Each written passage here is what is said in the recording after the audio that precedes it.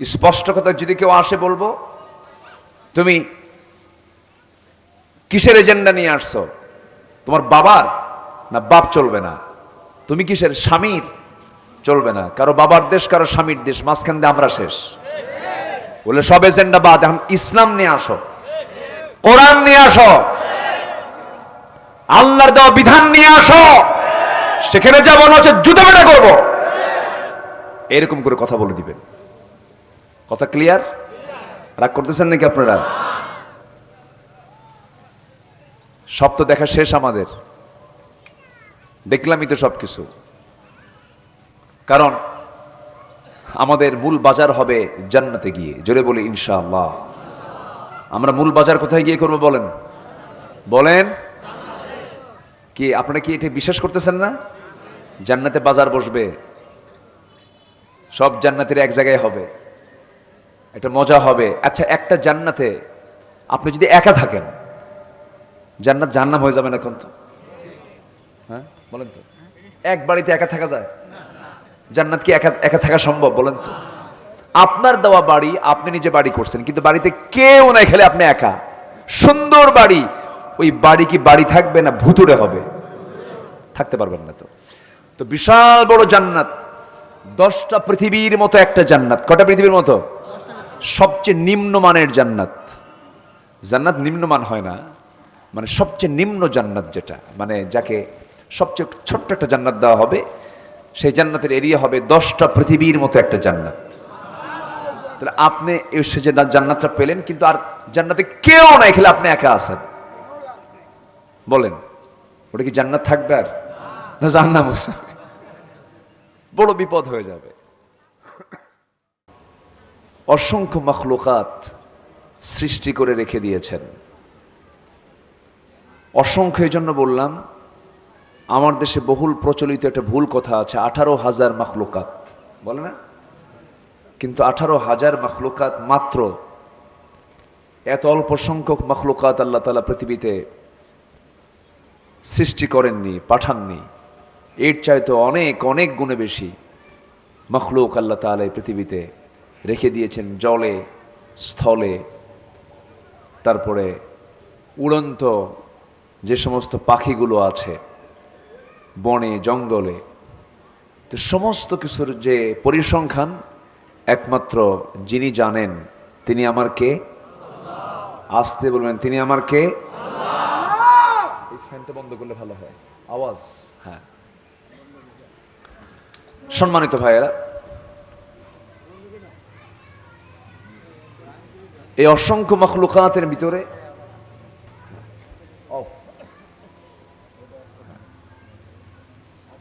অসংখ্য মাখলুকাতের মধ্যে আল্লাহ তাআলা যাচ্ছেন। আচ্ছা ঠিক আছে। আচ্ছা, আল্লাহ তাআলা মানুষকে ভিন্নভাবে, ভিন্ন প্রকৃতি, একটি স্বতন্ত্রভাবে আল্লাহ তাআলা মানুষকে সৃষ্টি করেছেন। সকল প্রাণীর সৃষ্টির সৌন্দর্য, সকল প্রাণীর তার মুখ অবয়বের সৌন্দর্য, আর মানুষের সৃষ্টির মাথা থেকে পা পর্যন্ত যে সৌন্দর্য, একরকম না ভিন্ন রকম? আসতে বলে, একরকম না ভিন্ন রকম? শুধু ভিন্ন না অনেক ভিন্ন? অনেক ভিন্ন, ভিন্ন রকম। এই পৃথিবীতে হিংসা বলতে যদি কোনো শব্দ থাকে, এটা কি মানুষ ছাড়া আর কোনো প্রাণীর মধ্যে আছে? আসতে বলে, আছে? নাই বললেই চলে। হ্যাঁ, একটা প্রাণী অবশ্য আছে, স্বজাতি বিদ্বেষী একটা প্রাণী আছে। সে নিজেও গোশত খেতে পারে না, মরা গরু। কেউ খাইতে আসলেও খাওয়ার সুযোগ দেয় না, মাঝখান দিয়ে শকুন খাইয়া চলে যায়। বলেন তো এটা কোন প্রাণী বলেন তো? বলেন। কুকুর। কুকুর স্বজাতি বিদ্বেষী একটা প্রাণী। সে হয়তো খেতে বসছে কোথাও, ওর জাতের কেউ আসলে পরে ওর আর ভাল লাগবে না, ওকে খেতে দেবে না। এছাড়া আমার চোখে এরকম পড়ে না কোনো প্রাণীর মধ্যে কিন্তু কোনো হিংসা, গীবত চর্চা, নাশকরি, কোনো প্রবলেম, এরকম তেমন কিছু খুঁজে পাওয়া যায় না। কিন্তু এগুলো কি মানুষের মধ্যে মনে হয় নাই? আসতে বলবেন না, আছে না নাই? অথচ পৃথিবীর সকল সৃষ্টির সেরা কারা? বলেন কারা, বলেন তো? মানুষ। মানুষের চাইতে শ্রেষ্ঠ মখলুক, আল্লাহর সৃষ্টি আর দ্বিতীয়টা পৃথিবীতে আর কেউ নাই। আল্লাহ তাআলা মানুষকে সবচাইতে সুন্দর করেও বানিয়েছেন। এত সুন্দর অবয়ব পৃথিবীর কোনো প্রাণীকে দেওয়া হয়নি। আল্লাহ রাব্বুল আলামিন বলেন, লাকাদ খালাকনাল ইনসানা ফি আহসানি তাকওয়িম সুম্মা রাদাদনাহু আসফালা সাফিলিন ইল্লাল্লাযীনা আমানু ওয়া আমিলুস-সালিহাতি ফালাহুম আজরুন গায়রু মামনুন ফামা ইউকাযযিবুকা বা'দু বিদ্দীন আলাইসাল্লাহু বিআহকামিল হাকিমিন। জোরে বলুন আল্লাহু আকবার। আল্লাহ রাব্বুল আলামিন নিজে বলছেন, আমি মানুষকে সবচাইতে সুন্দর করে, আহসান করে সৃষ্টি করেছি। এমন সৃষ্টি করে, এত সুন্দর করে পৃথিবীতে আর দ্বিতীয় কাউকে বানাই নাই। কেন বানাইছেন? এবং শুধু তিনি সৃষ্টি করেছেন, আমাকে আপনাকে এতটুকু শুধু সৃষ্টি করেই শেষ করেননি, নিজেও তিনি জানিয়ে দিয়েছেন, হুয়াল্লাযী খালাকা লাকুম মা ফিল আরদি জামিআ। তিনি সেই মহান সত্তা, যিনি আসমান জমিনে যা কিছু আছে সব তুমি মানুষ তোমার জন্য তিনি সৃষ্টি করে দিয়েছেন। তুমি মানুষ তোমার জন্য সব খিদমতের জন্য বানিয়ে দিয়েছেন। আকাশটা তোমার জন্য, জমিনটা তোমার জন্য, এই জমিনটা আলোকিত করার জন্য যে আলোকিত চাঁদ, প্রদীপ্ত সূর্য, এগুলো সব তোমার জন্য তিনি বানিয়ে দিয়েছেন। সকল প্রাণীর খিদমতের দায়িত্ব হলো তোমার, তুমি মানুষ তোমার। আর তোমার দায়িত্ব হলো শুকরিয়া আদায় করতে হবে একমাত্র আমি আল্লাহ আমার। তোমার মুখ থেকে বের করতে হবে আলহামদুলিল্লাহি রাব্বিল আলামিন। সবাই বলুন আলহামদুলিল্লাহি রাব্বিল আলামিন। কোন সূরা? বলেন কোন সূরা? ফাতিহা। আমাদের দেশে এখন শিক্ষিত লোকের পরিমাণ বেশি না অশিক্ষিত লোকের পরিমাণ বেশি? শিক্ষিতই বেশি। এখন তার নিরক্ষর নাই বললেই চলে। কিন্তু বুকটা ফেটে যায় আমি যখন ওই বিষয়টা চিন্তা করি। কোরআন ওই ব্যক্তিকে লানত দেয় যে কোরআনটাকে সহি করে পড়ে না। রুব্বা কারিন লিল কুরআনি ওয়াল কুরআনু ইয়ালআনুহু। কোরআন তাকে লানত দেয়, কোরআন তাকে অভিসম্পাত করে যে নিজে কোরআনটাকে সহি করে পড়ে না। তাহলে কোরআন কি শুধু পড়লেই হবে না সহি করতে হবে? বলেন। আচ্ছা, সহি করার জন্য শিক্ষার দরকার আছে না নাই? আর শিক্ষার জন্য প্রতিষ্ঠান দরকার আছে না নাই? প্রতিষ্ঠানের সব অভাব কি আমার দেশে ছিল? প্রতিষ্ঠান তো বহু আছে, কিন্তু কোরআনটা আমরা জানি শুধু মাদ্রাসায় পড়ানো হয়। এটি কিন্তু আমরা সবাই জানি। কোরআন কোথায় পড়ানো হয়? মাদ্রাসায় পড়ানো হয়। কিন্তু কোরআন শুধু মাদ্রাসায় পড়ানোর কিতাব না তো। যে কোরআন সহি করে না পড়ার কারণে কোরআন থেকে অভিসম্পাত করছে, তাহলে এই শিক্ষাটার গুরুত্ব সবার পরে না সবার আগে?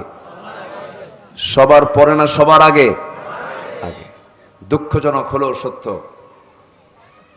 আমার দেশে অসংখ্য বিসিএস ক্যাডার আছেন, অসংখ্য বড় বড় প্রশাসনিক সচিবালয়ের, বিভিন্ন মন্ত্রণালয়ের বড় বড় কর্মকর্তা আছেন, যারা বড় বড় পজিশনে তারা বসে আছেন, জাতির নেতৃত্ব দেবার জন্য তারা নির্দিষ্ট গুরুত্বপূর্ণ জায়গায় তারা বসে নেতৃত্ব দিচ্ছেন, কিন্তু তাদের একটা প্রাথমিক যে বিষয়, কোরআনটাই তাদের সহি নাই। তাহলে এত বড় জ্ঞানী গুণী মানুষ হওয়ার পরও সে কোরআন জানলো না কেন, বুঝলো না কেন?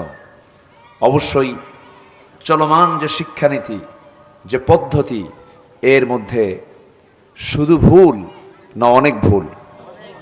শুধু ভুল না বড় ভুল? বড় ভুল আছে। ধরুন এখানে যারা বসে আছেন, আমি যদি বলি এখানে অমুসলিম কারা কারা, আমার তো মনে হয় হাত উঠবে না। এরকম কেউ আছেন কি অমুসলিম? কেউ অন্য ধর্মের? নাই, আমার জানা মতে এখানে নাই। এটা ঈদগাহ মাঠ মনে হয় না? ঈদগাহ মাঠ, কেউ নাই। আচ্ছা, যদি বলি এখানে কজন ভাই, কজন মুসলমান আছেন নামাজের জন্য যে কোরআন সহি করে পড়তে হয়, কোরআন সহি করে কোরআন পড়া শিখেছেন? সবার হাত কি উঠবে? আসতে বলবেন, উঠবে? সহি করে পড়ার লোক বেশি হবে না ভুল করে পড়ার লোক বেশি হবে? ভুল করে পড়ার লোকটা বেশি হবে। তাহলে একটা পাতিলে যদি আপনি চাল উঠান রান্নাবান্না করার জন্য, ভাত করার জন্য, সিদ্ধ হওয়ার পর, রান্না হওয়ার পর কতটুকু রান্না হলো, ঠিক মতো মানে চালটা নরম হয়েছে কিনা এটা দেখার জন্য গোটা পাতিলের ভাত দেখতে হয় না একটা চিপতে হয়? একটা চিপলেই কিন্তু বোঝা যায় যে গোটা পাতিলের ভাতের কি দশা, কি অবস্থা হলো। তো জাতিকে বোঝার জন্য কিন্তু বেশি দূর যাওয়া লাগবে না, শুধু হাবাসপুরে এই ময়দানে শুধু যদি বলা হয় কারা কারা কোরআনটাকে সহি করে করতে পারেন আর কারা কারা কোরআনটাকে সহি করে পড়তে পারেন না, গোটা জাতির চিত্র এখানেই চিত্রায়িত হবে। আসতে কন কেন? ঠিক কিনা বলেন? এখানে মিক্স শ্রোতারাই বেশি এসেছেন। মাদ্রাসার মাহফিল ভিন্ন কথা, হয়তো স্পেশালি কিছু প্রোগ্রাম সেটা ভিন্ন কথা, কিন্তু আম মাহফিলগুলোতে যে চিত্র আমরা দেখব গোটা দেশের চিত্র সেই সমানই আমরা দেখব। তাহলে দেশের 53 বছর চলে গেল যা ছাড়া নামাজ হয় না, যা ছাড়া আল্লাহর রহমত পাওয়া যায় না, যে কোরআন না পড়লে আল্লাহকে চেনা যায় না, যে কালাম না জানলে পরে কোরআন আমার আপনার পক্ষে কাজ করবে না, সুপারিশ করবে না। আজকে এডুকেশন মিনিস্ট্রি, শিক্ষা মন্ত্রণালয়, যুব মন্ত্রণালয়, কত মন্ত্রণালয় গঠন হয়েছে, শুধু মন্ত্রণালয়ের উন্নয়ন হয়েছে, শিক্ষার কোনো উন্নয়ন হয়নি। আসতে বলবেন না, জোরে বলুন ঠিক কিনা? উন্নয়ন হয়নি। মন্ত্রীদের উন্নয়ন হয়েছে, মন্ত্রীরা সম্পদের পাহাড় বানিয়ে সব দিল্লি গিয়ে বসে আছে, ঠিক কিনা? কোথায় গিয়ে বসে আছে? দিল্লি গিয়ে বসে আছে। ওই যে আল্লামা সাঈদীর একটা কথা উনি বলেছিলেন, গাছের গোড়ায় নাড়া দেওয়া হবে, মামু বাড়ি দিল্লি গিয়ে পড়বা।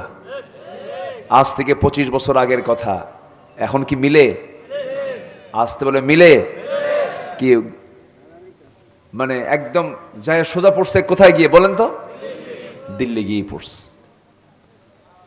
আল্লাহওয়ালা হলে তাদের মুখ থেকে আল্লাহ তাআলা কিছু কথা আগাম বের করে দেন, এর মানে তিনি গায়েব জানেন তা না।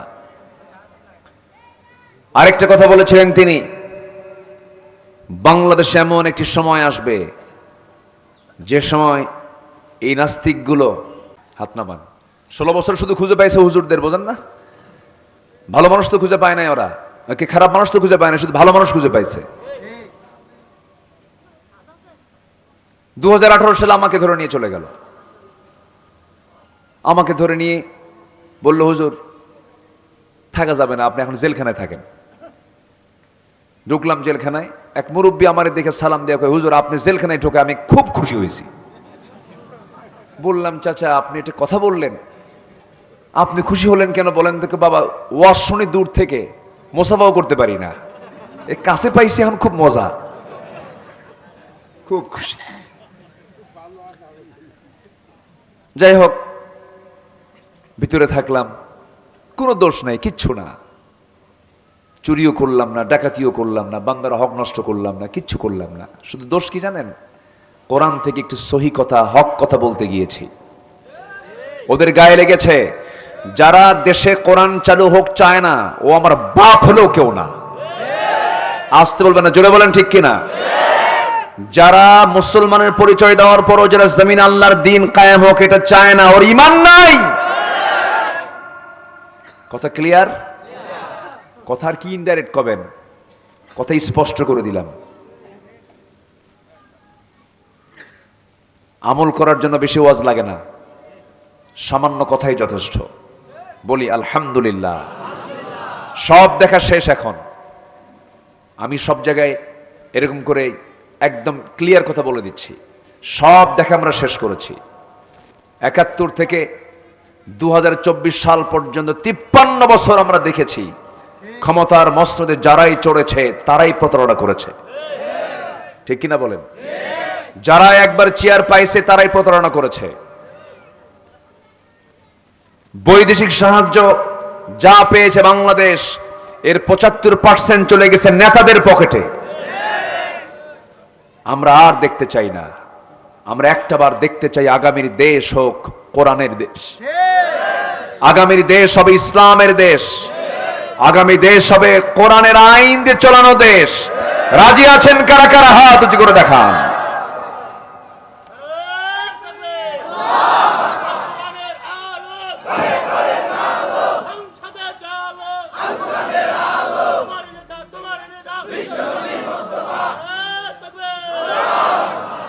কেমন জানি একটা নেতাদের মধ্যে ফাঁকিবাজি খেলা, রাজনীতি করে, নেতৃত্ব দেয়, এমপি হয়, মন্ত্রী হয়, সব কিছু চলছে, কিন্তু কোরআন দিয়ে তারা দেশ চালাতে চায় না। ফাঁকি কাকে দিতে চায়? ফাঁকি কাকে দিতে চায়? কোনো ফাঁকিবাজি আর দেখবো না আমরা। ওই জান্নাত ভরানোর জন্য হুর থাকবে, গেলমান থাকবে, বন্ধু বান্ধব থাকবে, স্বজন থাকবে, বাজার থাকবে, শপিং থাকবে, মার্কেটিং থাকবে, সব কিছু থাকবে। আপনার কাছে যা কিছু লাগবে, যা কিছু প্রয়োজন হবে, আপনি সব পেয়ে যাবেন। সমস্ত মালিকানা আল্লাহ পাক আপনাকে দিয়ে দিবেন। জোরে বলি সুবহানাল্লাহ। সেই জান্নাতের বাজার আমরা গিয়ে করব। দুনিয়াতে বাজার করতে গেলে যদি হারাম পথ আসে, সে হারামকে ছেড়ে দেব, হারাম পন্থা ছেড়ে দিয়ে হালাল পথকে আমরা গ্রহণ করব। দুনিয়া সাজাবো না আখিরাত সাজাবো? আস্তে আস্তে করে কর। দুনিয়া সাজাবো না আখিরাত সাজাবো? আখিরাত সাজাবো। হ্যাঁ, আখিরাতকে সাজাতে হবে। আখিরাত সাজানো হলে পরে দুনিয়াটা এমনি সাজানো হয়ে যাবে। আখিরাত সাজানো হলে পরে দুনিয়ার সমস্ত কাজটাও সাজানো গোছানো হয়ে যাবে। ধরেন আখিরাতের সাজানো মানে আজান যখন হয়ে গেল, ফজরে চলে গেলাম মসজিদে, তাহাজ্জুদটা পড়লাম, সূর্য উঠলো, ইশরাক পড়লাম, 10টা 11টা বাজলো, শুকরিয়ার নামাজ পড়লাম, আবার জোহর যখন হয়ে গেল নামাজটা পড়লাম, আসর পড়লাম, মাগরিব পড়লাম, এশা পড়লাম, ব্যবসা করলাম, বাণিজ্য করলাম, চাকরি বাকরি করলাম, লেনদেন করলাম, সব কিছুতে আল্লাহর বিধান মেনে চললাম। এই যে আপনি আল্লাহর হুকুমটা মেনে নিলেন, দুনিয়ার জীবনটা গোছালো না গোছালো হলো? আর যে ব্যক্তি হারাম খায়, রাত 12টা বাজলো, মদের দোকানে গিয়ে বসলো, মদ খায়া 3টা পর্যন্ত মাতাল, এটা বাড়ি মারে ওটা বাড়ি মারে, রাত 4টার দিকে বাড়িতে চলে আসলো। বাড়িতে আসার পর ওই যে একটা ঘুম দিল, এক টানে ঘুম থেকে উঠে হলো 3টার দিকে। সাজানো না এলোমেলো? বলেন বলেন বলেন বলেন, এলোমেলো। তাহলে আখিরাত সাজলে দুনিয়া এমনি সাজানো হয়ে যাবে। আখিরাত সাজানো হলে দুনিয়াও কি হবে? সাজানো হবে। আর দুনিয়া শুধু যদি সাজান, আখিরাত কি হবে? এলোমেলো হয়ে যাবে। আমার বন্ধুগণ, ইসলাম মানে এটা মনে করবেন না ইসলাম মানলাম অসচ্ছল হয়ে যাব, তা না। ইসলাম যদি মেনে চলি, আমার আপনার জন্য দুনিয়াটাও সাজানো হয়ে যাবে, আখিরাতটাও সাজানো হয়ে যাবে, এলোমেলো থাকবে না। এই জন্য আমরা প্রস্তুতি নেব দুনিয়ার না আখিরাতের। বলেন বলেন বলেন। বাজার করব কোথায় গিয়ে? আসতে কয়। এই এই ছেঁড়া মার্কা সালার ব্যাগ নিয়ে না, মানে এই জন্য আপনাদের সন্দেহ লাগতেছে এই জান্নাতিকেও বাজার করা লাগবে নাকি, এই টেনশন করতেছেন নাকি আপনারা? আল্লাহু আকবার। বাজার কেন? ওই বাজার বুঝাইনি আমি। শুধু জান্নাতের ভেতর দিয়ে আপনি একটা মানে একটা মোহরা দিবেন, উড়ন্ত পাখি উড়ে যায়, শুধু মনে মনে বলবেন পাখিটা যদি খাওয়া যেত, সামনে ফ্রাই হয়ে আপনার সামনে হাজির হয়ে গেছে। জোরে বলেন সুবহানাল্লাহ। দুনিয়ার ফল বুড়া খাইলে পরে বুড়াই হয়, যুবক খাইলে যুবক হয়, কিন্তু জান্নাতের ফল যে একবার খাবে সে কখনো বুড়া হবে না। জোরে বলি সুবহানাল্লাহ। জান্নাতের খাবার খেলে পরে তার মধ্যে কোনো মানে বার্ধক্যের ছাপ আসবে না। জমজমের কি বলে হাউজে কাউসারের পানি পান করলে পরে আজীবনের মতো তার তৃষ্ণার যে একটা কাজ, তৃষ্ণার যে ফাংশন নিবারণ হয়ে যাবে, থাকবেই না। জান্নাতের মধ্যে কোনো বাথরুম নাই, অর্থাৎ টয়লেট নাই। জান্নাতের মধ্যে কোনো টয়লেট থাকবে না। জান্নাতের মধ্যে কোনো ঘুম থাকবে না। মনে মনে চিন্তা করতেছেন, হুজুর তাহলে তো বেকায়দা, ঘুম না পারলে তো গা জ্বলে, মেন্টালি ঠিক থাকে না। আর টয়লেট ছাড়া, পেশাব পায়খানা ছাড়া কেমনে থাকবো আমরা ওই জায়গায়? কি এরকম মনে হচ্ছে নাকি আপনাদের? এটা তো মনে হওয়া স্বাভাবিক যে সেখানে যাব। এখন আমি প্রশ্ন করি, জান্নাতে যায় যদি শুধু ঘন ঘন পেশাব আর পায়খানাই ঢোকা লাগে, তাহলে ওই জান্নাত পায় লাভ হলো? ওটা তো দুনিয়াই হয়ে গেল। ঠিক আছে না? ওটা কি হলো? দুনিয়াই হয়ে গেল। আবার যদি এই দুনিয়ার জীবনের কথা বলি, 70 বছর হায়াত পেয়েছি, 70 বছরে দুনিয়া থেকে বিদায় নিয়ে নিলাম। আমরা যদি মূলত কাজের সময়টা বলি, 70 বছর কি আমরা কাজ করতে পারি নাকি? না। মার কোলে চলে যায় 2 বছর, বড় হতে চলে যায় 15 বছর, এরপরে নিজে নিজে আপনি কাজ করা শিখলেন, সময়টা দিলেন, এর মধ্যে 24 ঘন্টার মোটামুটি 8 থেকে 9 ঘন্টা চলে যায় ঘুমে, বিভিন্ন কাজের মধ্যে চলে যায়, পেশাব পায়খানায় চলে যায়, বহু কাজে চলে যায়। আমার বন্ধুগণ, মোটামুটি দেখা যায় যে একটা মানুষ ঘুম পারে জীবনের 1/3 সময়।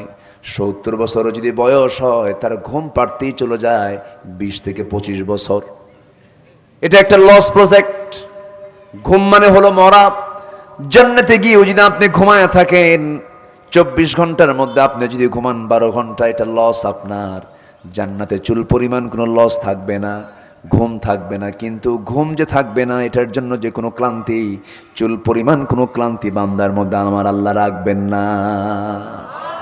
যেরকম সুবহানাল্লাহ। কোনো ক্লান্তি হবে না। অনেকদিন পর পর মাঝে মাঝে একটা ঢেকুস উঠবে, ভিতর থেকে একটা ঢেকুস যখন উঠে যাবে, সব খাবারগুলো হজম হয়ে সব পরিপাকতন্ত্র ফ্রেশ হয়ে যাবে, সম্পূর্ণ নতুন করে প্রস্তুতি নিয়ে নেবে খাবার গ্রহণের জন্য, কোনো অসুবিধা হবে না।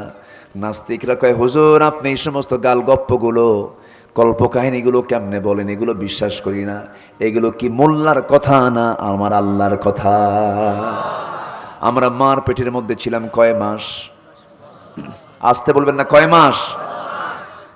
কি খাইছি আমরা? কোন কে খাওয়াইছে? আসতে বলবেন, কে খাওয়াইছে? কোন পায়খানায় গিয়ে পায়খানা করছেন? টয়লেট কই? হ্যাঁ, টয়লেট ছিল? তাহলে মার পেটে টয়লেট লাগে না। বেকুব যারা, নাস্তিক যারা বলে যে টয়লেট থাকবে না, সেখানে কেমনে থাকবে? মানুষ টয়লেট ছাড়া বাঁচতে পারে? তুই তো তোর মার পেটের মধ্যে 10 মাস ছিলি, পায়খানা করা লাগে না। আল্লাহ তোকে 10 মাস রেখেছেন পায়খানা ছাড়া। রাখেন নাই? রাখছেন কিনা বলেন, রাখছেন কিনা বলেন? রেখে দিয়েছেন। কেমনে রাখলেন তিনি? আমার আল্লাহ যদি মার পেটের ভিতরে 9টি মাস 10টি মাস যদি সম্পূর্ণ টোটাল পেশাব পায়খানা বন্ধ করে যদি রাখতে পারেন, তিলে তিলে বড় করতে পারেন, সে আল্লাহ তাআলা বলছেন, বান্দারে এমন জান্নাত দেব যে জান্নাতের মধ্যে কোনো টয়লেট থাকবে না, কিছুর প্রয়োজন হবে না, আমি তোর সমস্ত প্রয়োজন মিটাইয়া দেব। শুধু সিস্টেম ভিন্ন হবে। কি হবে? সিস্টেম ভিন্ন হবে। দুনিয়ার খাবারে বুড়া হয়, কিন্তু জান্নাতের খাবারে কি হবে না? বুড়া হবে না। যৌবন ডাবল ডাবল হবে।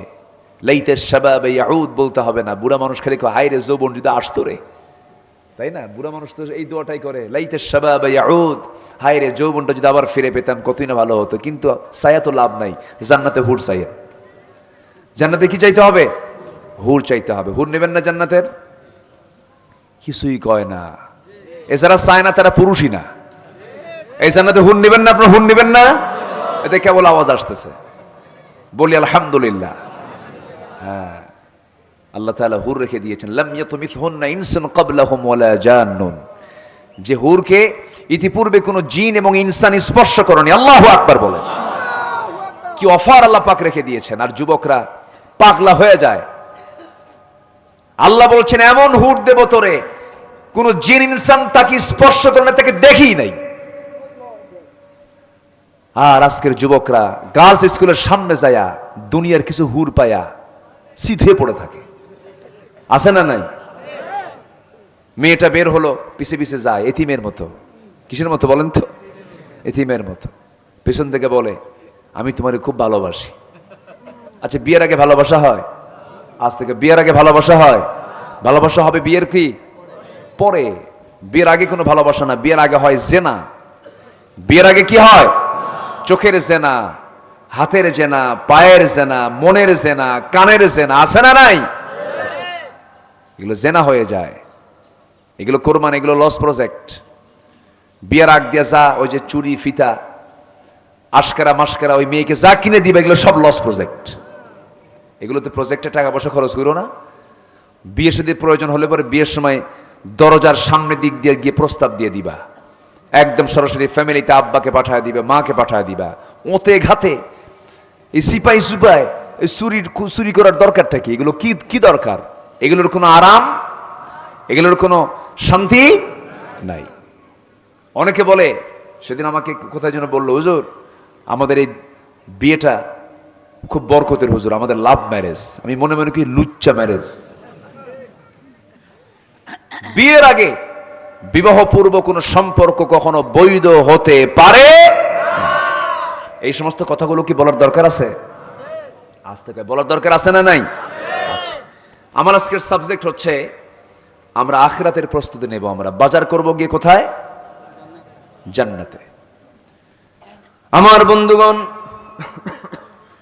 আখিরাতের প্রস্তুতির জন্য দুনিয়াটা কি টার্গেট করতে হবে, মৃত্যু পর্যন্ত আমাকে আপনাকে প্ল্যান করে চলতে হবে। আল্লাহ প্ল্যান দিয়ে দিয়েছেন কোরআনে কারীমের ভিতরে। মোটামুটি কোনো বান্দার মধ্যে যদি সুন্দর করে যদি প্রস্তুতি নিয়ে রাখে, 13টা কাজ করবে, সুন্দর করে সাজিয়ে নেবে, আল্লাহর জান্নাতে সে চলে যাবে। জোরে বলে সুবহানাল্লাহ। একটা একটা করে আমি শোনায় দেব, জোরে বলে ইনশাআল্লাহ। আজান কয়টায়? সময় আছে তো, কোনো সমস্যা নাই। দু একজন করে উঠতেছে, না বলেই যাচ্ছে। আচ্ছা, কোনো ক্লাসে যদি কোনো ছাত্র শিক্ষককে না বলে যায়, তখন শিক্ষক তো বলে আমার খুব ভালো ছাত্র এটা, এরকম বলে কি? আমি ওরকম শিক্ষক হতে পারিনি, কিন্তু এটা কোরআনের ক্লাস। কিসের ক্লাস বলেন তো? তাহলে শ্রেষ্ঠ ক্লাস কিসের ক্লাস? কোরআনের। শ্রেষ্ঠ ছাত্র কিসের ছাত্র? আর শ্রেষ্ঠ শিক্ষক কিসের শিক্ষক? তাহলে এখানে চরিত্র থাকতে হবে কি শ্রেষ্ঠ না নিকৃষ্ট? শ্রেষ্ঠ। এখানে বসতে হবে, নিজের ইচ্ছায় বসলাম, উঠলাম, নড়াচড়া করলাম না। এটা অন্য কোনো মঞ্চের মতো মঞ্চ নয়, এটা হলো কোরআনের ফুল বাগান। বলি আলহামদুলিল্লাহ। একটা লোক নড়বেন না, বসেন। আখিরাতের প্রস্তুতির জন্য দুনিয়ার জীবনে আমরা 13টা কাজ করে যাব। কয়টা কাজ করে যাব? 13টা কাজ। আমি কি একটাও বলেছি এ পর্যন্ত? নুরু, ওয়াজ কি শেষ না শুরু?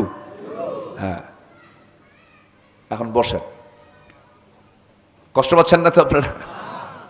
জি, দিনের বেলা আমি তো অবাক হয়ে যাচ্ছি, এত সুন্দর করে আপনারা সব মাহফিলে চলে আসছেন। আলহামদুলিল্লাহ বলেন। এই গ্রামের বাসিন্দা কারা? হাবাসপুর কারা? দেখে হাত তোলেন। হাবাসপুর না? ভালো লক্ষণ, খুব ভালো। হাবাসপুরি তো ম্যাক্সিমাম দেখছি। বলি আলহামদুলিল্লাহ। হাবাস মানে কি? হাবাস শব্দের অর্থ কি? আমি পরে শুনবো। আপনার বাড়ি হাবাসপুর নাকি? হাবাসপুর, এটার তফসির আপনার থেকে আমি শুনবো। বয়স্ক লোক তো, আমি পরে শুনবো যে হাবাস থেকে কি থেকে এটার নামটা হলো। সম্মানিত ভাইয়েরা, সম্মানিত বন্ধুগণ, আমি খুবই খুশি হয়েছি যে গ্রামে মাহফিল, গ্রামের লোক সব হাজির হয়ে আছে। বলি আলহামদুলিল্লাহ। এটা খুব কম দেখা যায়। ম্যাক্সিমাম জায়গায় দেখা যায় দূর থেকে সব লোক আসে, গ্রামের লোক নাই। এটাই কিন্তু বেশি দেখা যায়। কিন্তু এদিক থেকে আপনারা একটা রেকর্ড করেছেন, আজকে গ্রামের লোকের সংখ্যাই বেশি। বলি আলহামদুলিল্লাহ। হ্যাঁ, মহিলারা ডাবল হয়েছে না? মেয়েরা তো ডাবল হবেই। মেয়েরা তো আল্লাহ তাআলা তাদের বরকত দিচ্ছেন, তারা সব জায়গায় ডাবল, মার্কেটও ডাবল, তারা মার্কেটও ডাবল ডাবল যায়, তাই না? সব দিকেই তারা ডাবল। স্বামীকে ধমক মেরে বলে, তুমি কি মার্কেট বোঝো কিছু? হ্যাঁ, কি শাড়ি কিনে নিয়ে আসছো? 700 টাকার শাড়ি তুমি নিয়ে আসছো 1500 টাকা দিয়া, সংসার তো তুমি আগুন ধরায় দিবা।